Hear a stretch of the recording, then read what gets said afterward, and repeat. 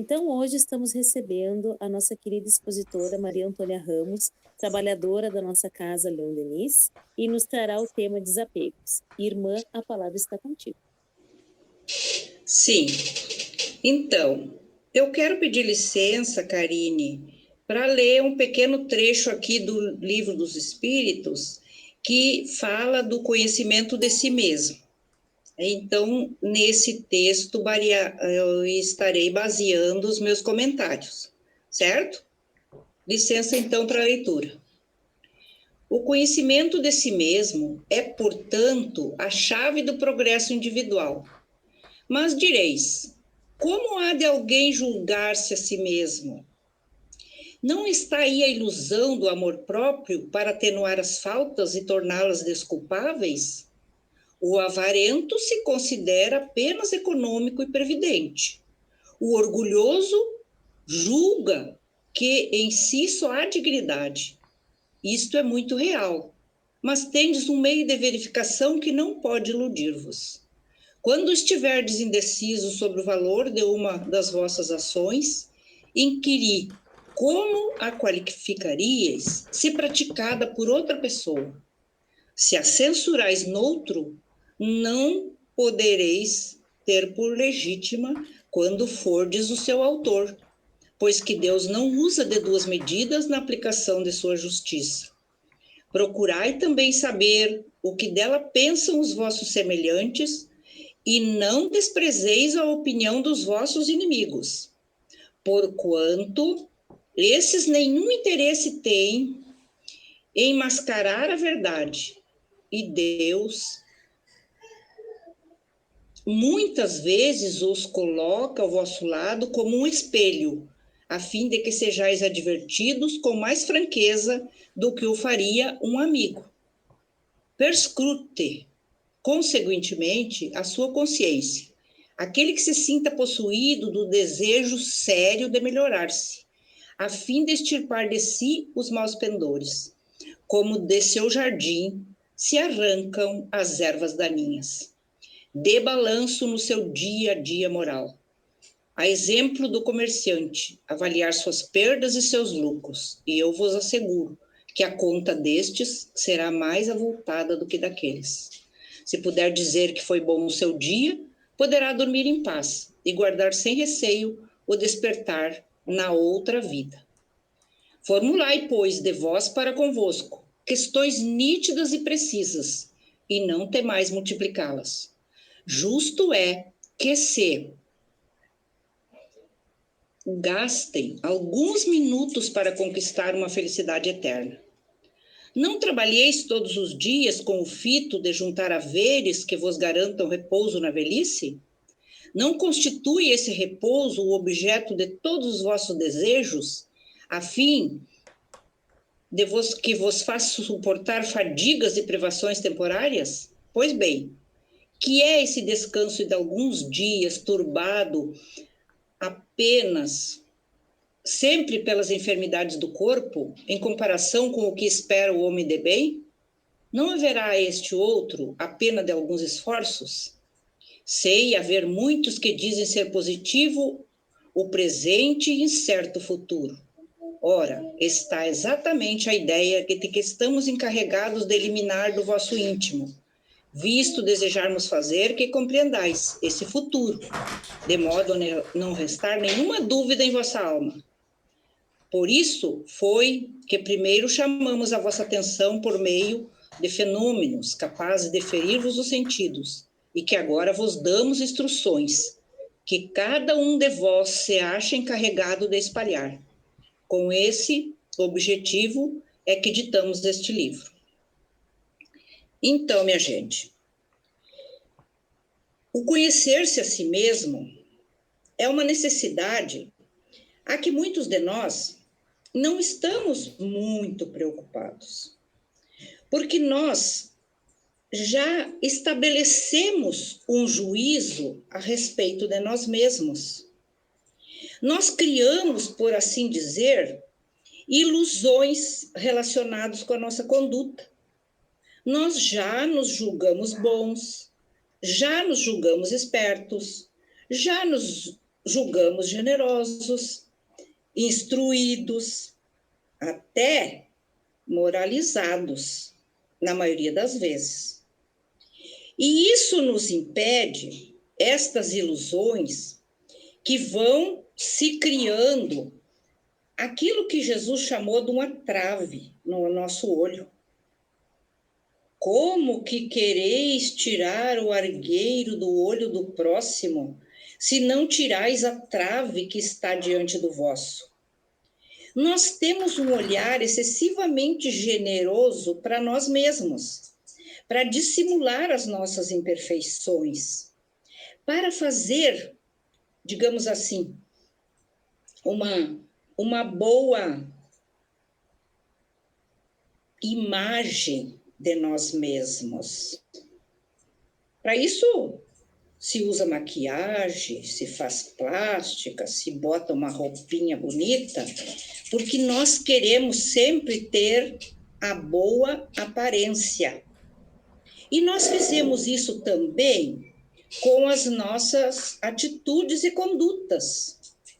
A gente dá uma melhorada, uma dissimulada, como diz ali, e isso faz com que a gente não se olhe exatamente, não tenhamos olhos de nos ver, não tenhamos ouvidos capazes de nos escutar, muitas vezes falando absurdos que a gente tem por verdades,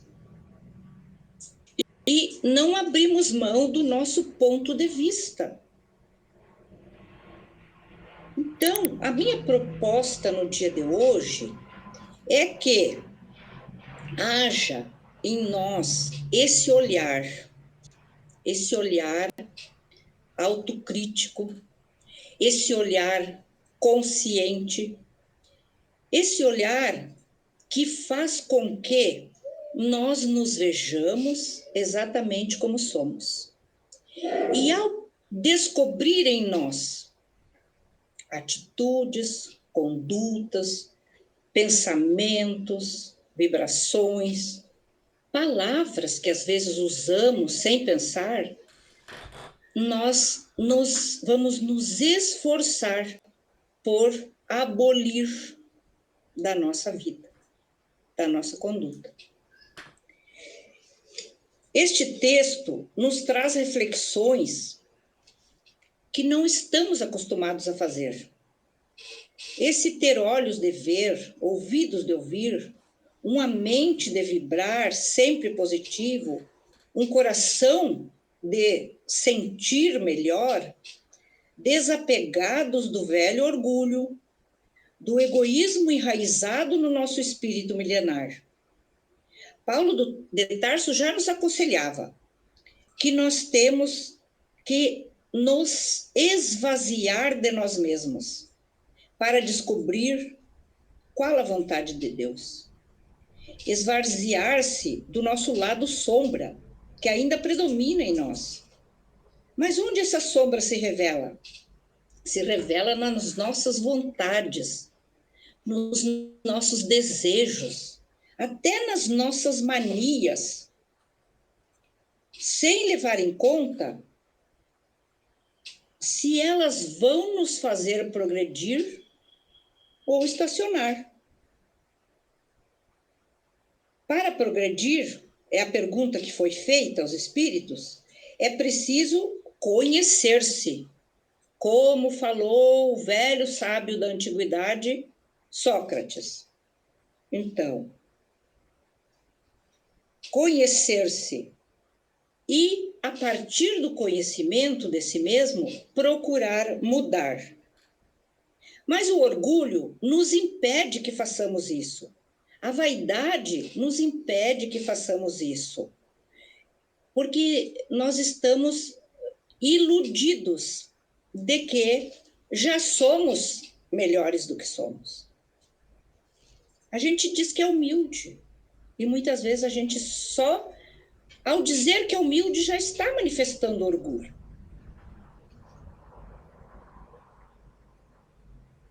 Conhecendo-nos, precisamos mudar. Porque o orgulho nos engrandece. E o orgulho abre janelas que fazem com que todos os nossos sentidos absorvam sombras.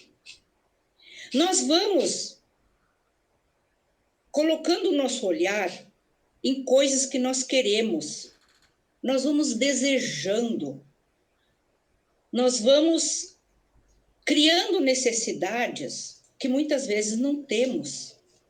E nós passamos a ser consumidores de muito supérfluo. Nós abarrotamos as nossas casas, os nossos armários, as nossas gavetas, os nossos roupeiros, com coisas que a gente nem usa. E é disso que nós precisamos nos desapegar. Desse nosso querer excessivo, de nosso desejar, muitas vezes, induzidos pela mídia, pela propaganda, pelo modismo que se cria. Mas se é para falar de modismo, então vamos falar de um modismo que está se criando agora e que eu estou simpatizando com ele. É o minimalismo. Já ouviram falar? Que nós tenha a capacidade de selecionar da nossa casa, dos nossos roupeiros, dos nossos armários, de todo o nosso ambiente, coisas que não nos servem mais, coisas que nós não usamos e que nós vamos acumulando lá e deixando. Quando poderiam ter alguma utilidade para alguma outra pessoa, se nos dispuséssemos a colocar à disposição dos outros. Ou até fazer como os americanos fazem, aqueles brick de garagem, né? Onde coloca todas as coisas que estão lá, as tralhas que estão em desuso e põe à venda. Alguém que se interessa. Quando eles estão sem dinheiro, os americanos fazem isso. Um brick de garagem. Ou um brechó, né, gurias? Que aí já se faz na casa. Então, desapegar das coisas não é fácil. Eu faço uma análise de mim mesma. Eu tenho dificuldade para isso. Minhas filhas sugeriram: mãe, vamos fazer o minimalismo nessa casa. Ah, não, por favor, com licença. Eu tenho que viajar, vou sair de casa, ninguém mexa nas minhas coisas. Olha o que eu falei. Quando eu voltar, eu vou decidir o que eu não quero mais. Não vão lá descartando coisas que eu ainda quero. Olha, a gente tem dificuldade. A gente tem dificuldade para fazer isso, para se desapegar das coisas. Imagina das atitudes, que às vezes são milenares em nós. São maus hábitos, são condutas que nos acompanham desde sempre e que a gente viciou em carregar junto conosco. Certas condutas que a orientação dos espíritos dizem assim: como que nós vamos nos julgar? É difícil. O orgulhoso só se vê como alguém com muita dignidade. Mas nós censuramos as atitudes nas outras pessoas. Nós não as enxergamos em nós. Uma coisa que me chamou a atenção nesse texto foi que nós tenhamos o cuidado de valorizar a opinião dos inimigos. Quem faz isso? A gente nem quer saber. O que eles pensam a nosso respeito? Tá tudo errado. A gente valoriza a opinião dos amigos, dos familiares que nos amam, das pessoas que estão afinizadas conosco, que nem esse grupo afim que nós temos aqui. Mas nós não queremos saber o que pensa um adversário, um inimigo. Porque imagina, quem quer saber? Nós é que sabemos. Nós temos, como diz aquela música, aquela velha opinião formada sobre tudo, né? A nossa opinião está formada sobre tudo. Sobre o mundo, sobre as coisas, sobre as pessoas. até sobre nossos familiares. A gente vai olhando cada um, analisando e discorrendo sobre as qualidades e as imperfeições de cada um.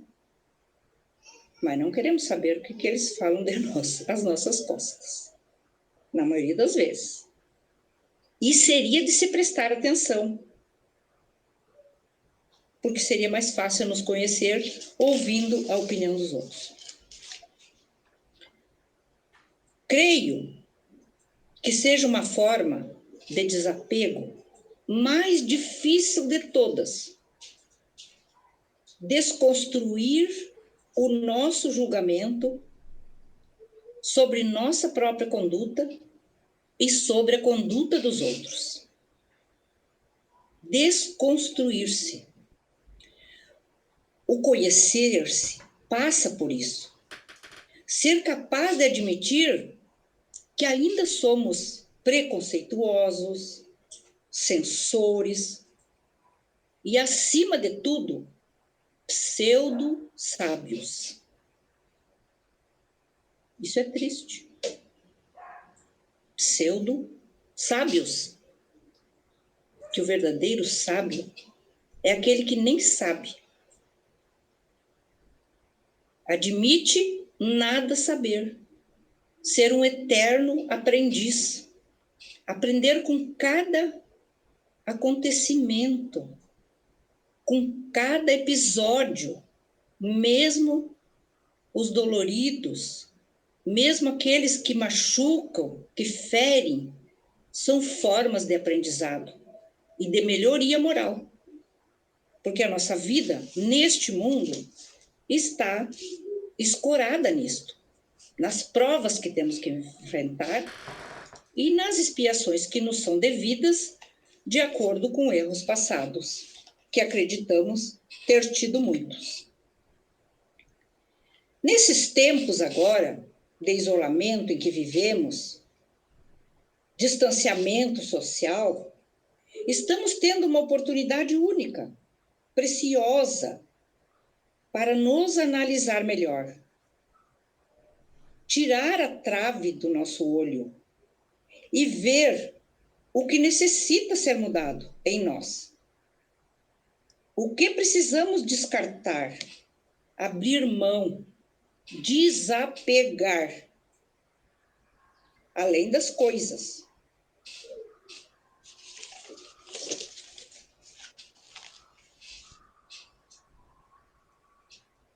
Quem já consegue desapegar das coisas, fazer o tal do minimalismo?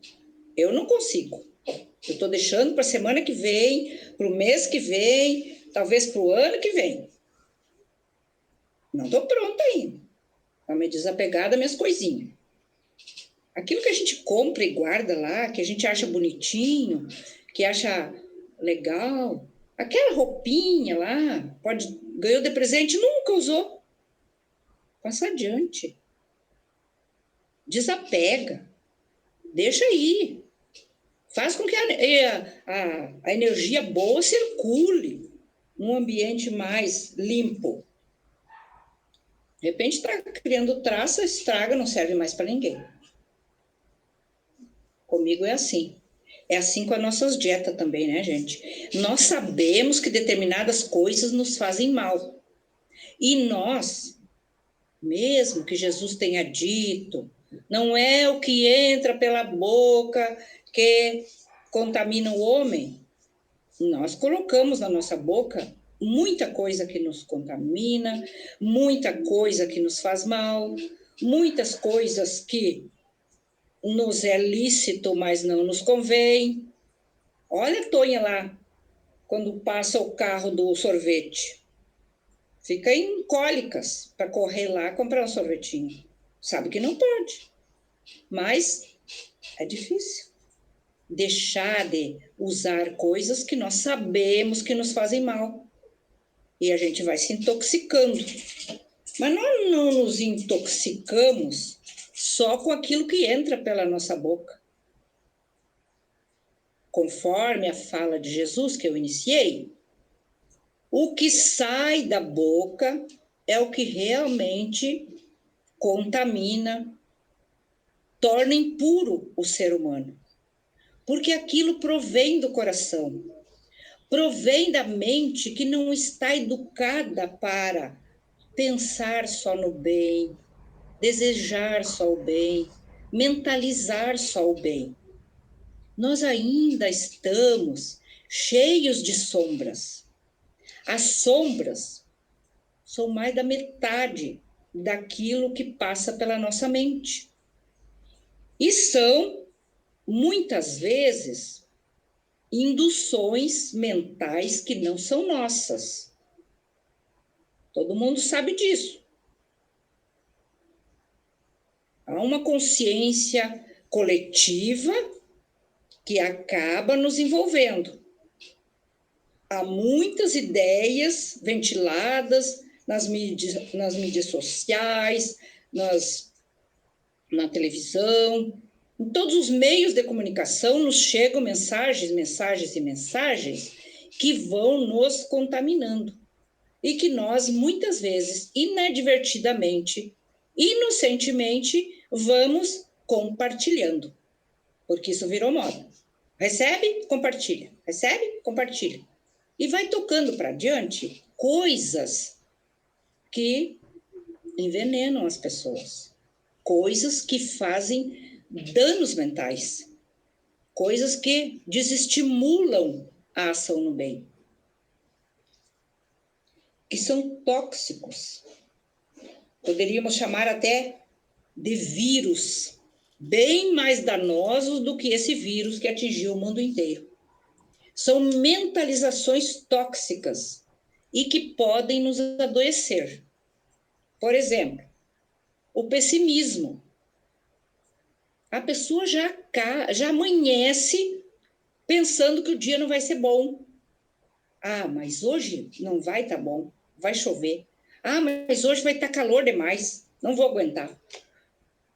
O mau humor, que é outra coisa que também às vezes nos acompanha devido à sobrecarga mental que nós estamos acumulando de mensagens negativas, de sentimentos de ódio, de implicância, de animosidade dos seres humanos contra os outros, até dentro da própria família, que quase que na grande maioria estão divididas. E isso já era uma previsão evangélica também, que as famílias estariam divididas, 2 contra uma contra 3, sogra contra nora, nora contra a sogra,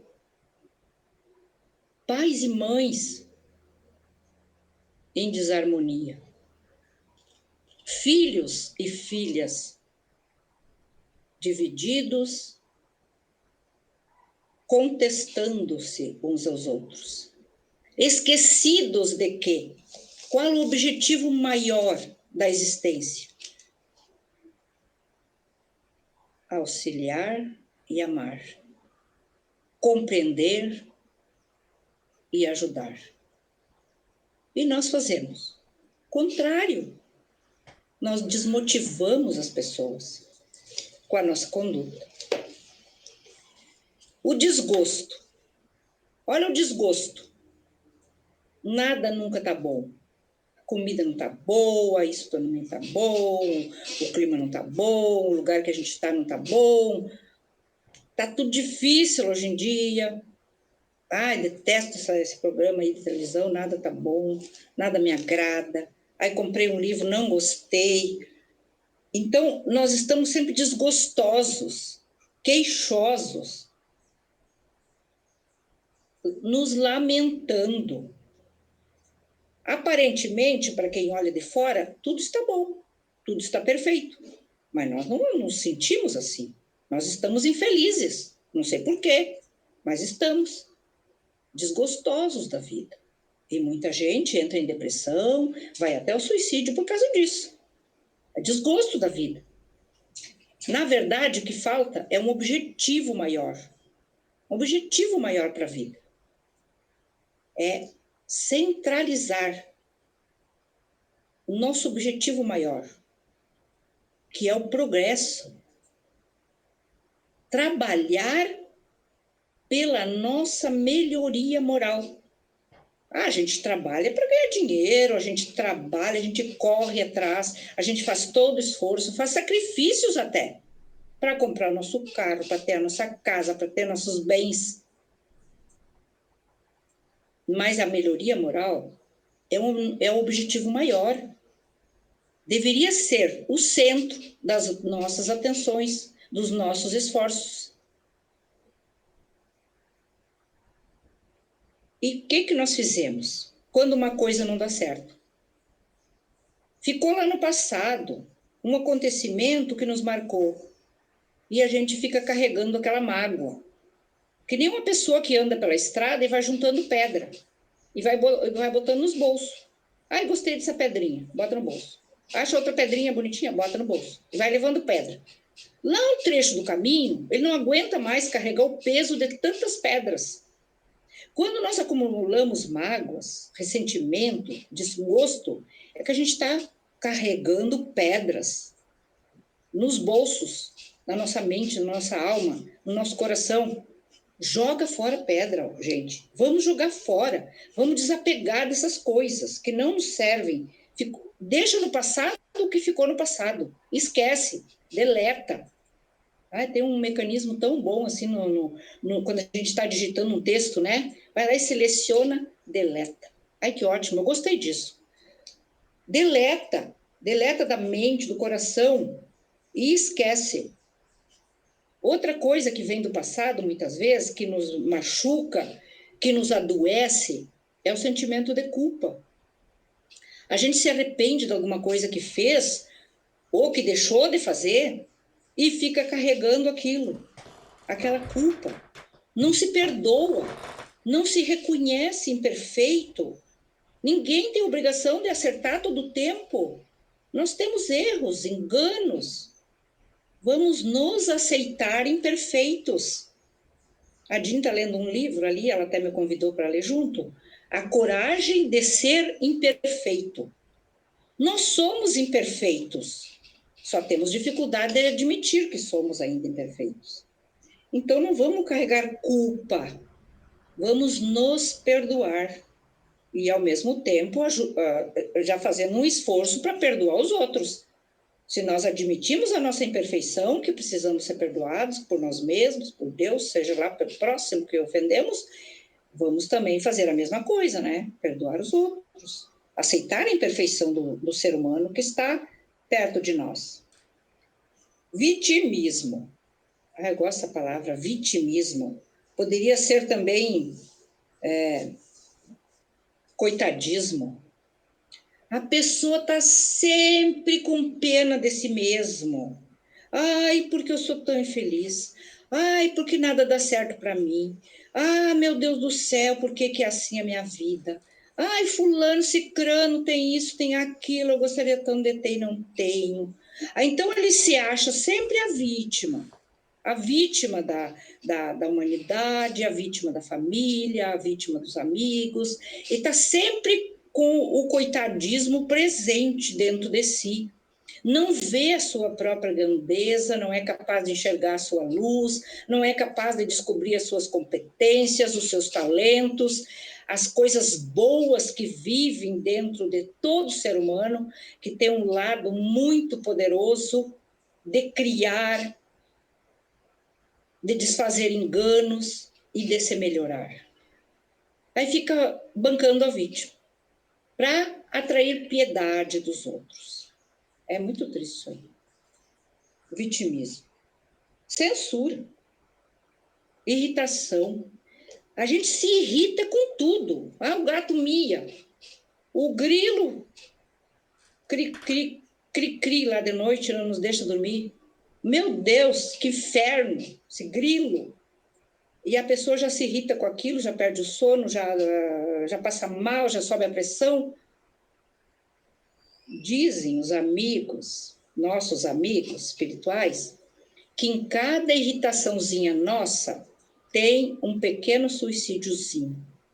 A gente vai minando as nossas energias vitais.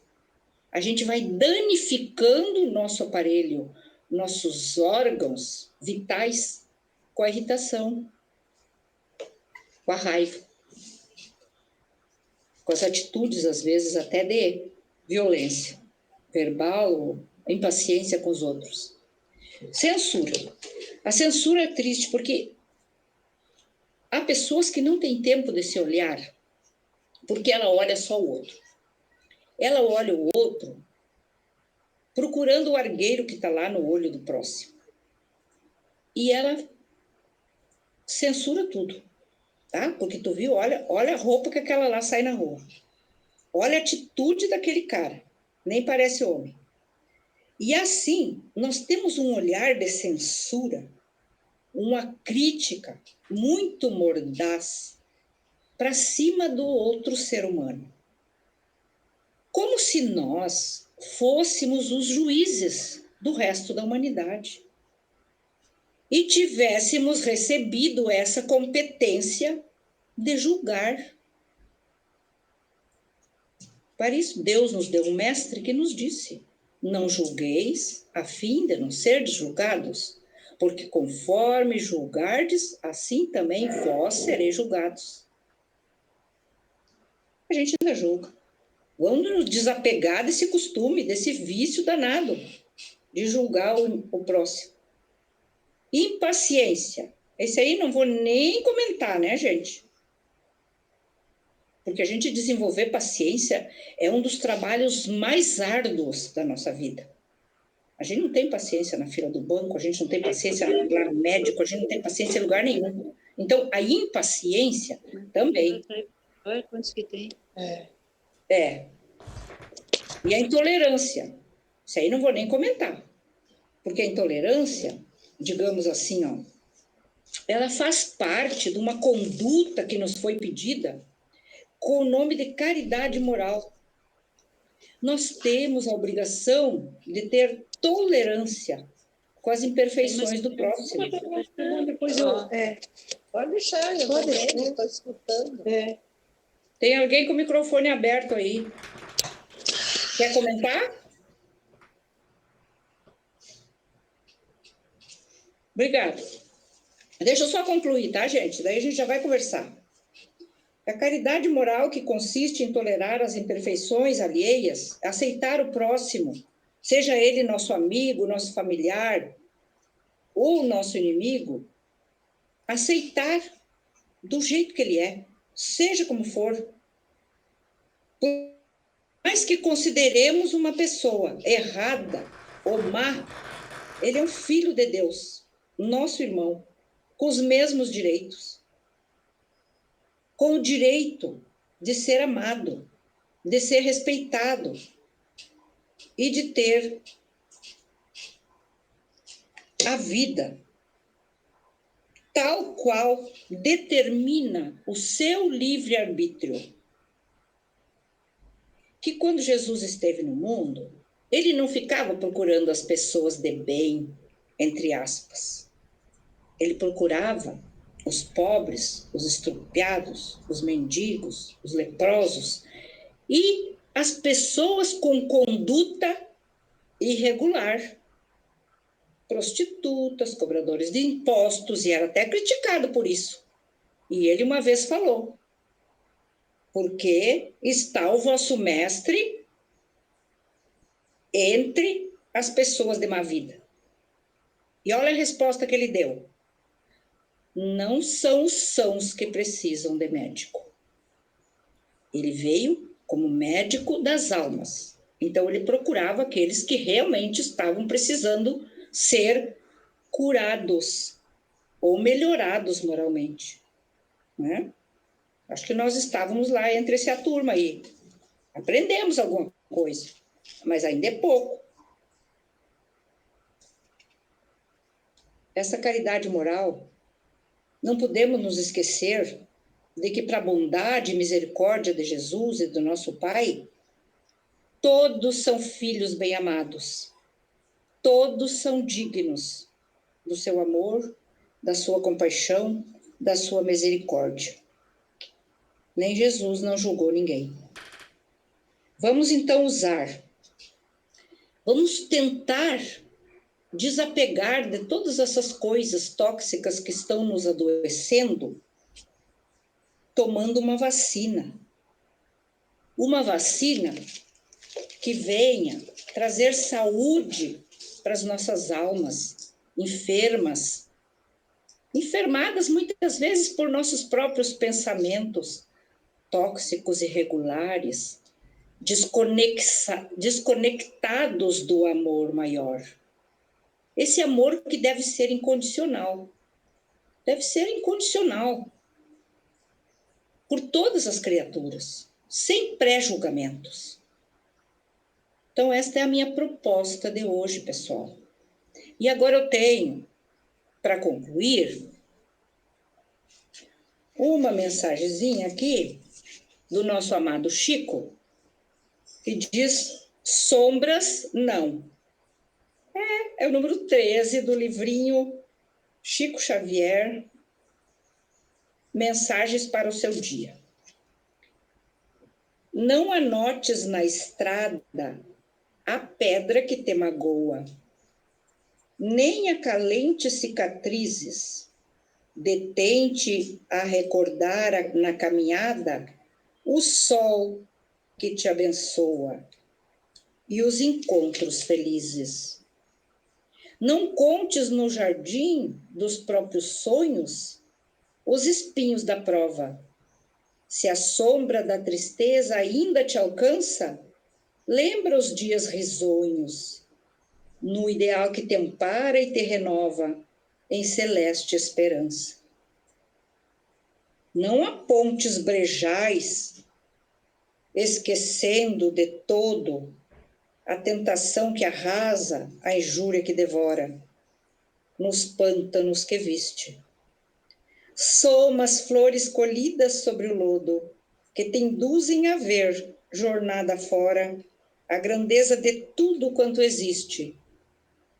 Enumera no tempo a transformar-te os dons do amor na imperfeição vencida, os tesouros do bem que te conduz, e encontrarás Deus em toda parte, a burilar teu ser para a glória da vida, arrancando-te a treva e impelindo-te à luz. Ivete Ribeiro. Todos somos luzes. A nossa dificuldade consiste em anular a sombra e fazê-la brilhar. Brilhar principalmente para que possamos nos ver melhor, exatamente como somos, e a partir dessa conduta, abrir mão do que não nos convém, fazer um minimalismo nas nossas imperfeições e caminhar para frente, iluminados pelo sol e assistidos sempre por todas as harmonias e todo o bem que já existe na face do nosso abençoado planeta. Tenho dito.